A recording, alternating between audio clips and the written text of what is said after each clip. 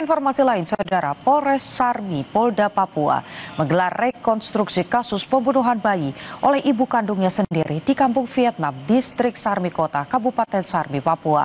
49 adegan diperagakan tersangka dalam upaya memperjelas kronologi kejadian. Rekonstruksi menghadirkan tersangka berinisial SH yang tak lain adalah ibu kandung korban.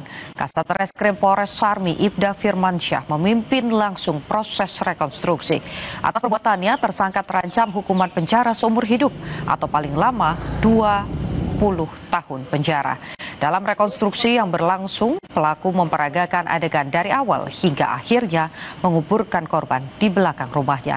Sebelumnya, pelaku berinisial SH membunuh anak kandungnya yang masih berusia 5 bulan pada 23 Agustus lalu. Tindakan itu dilakukan lantaran pelaku sakit hati dengan sang suami yang tak memberi nafkah yang cukup untuk pelaku dan juga anak-anaknya.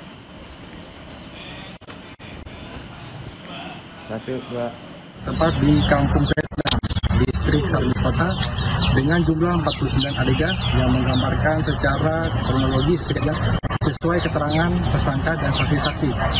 Rekonstruksi ini menjadi bagian penting dalam proses penyidikan kami, ingin memastikan seluruh fakta hukum terungkap secara objektif, transparan dan sesuai prosedur.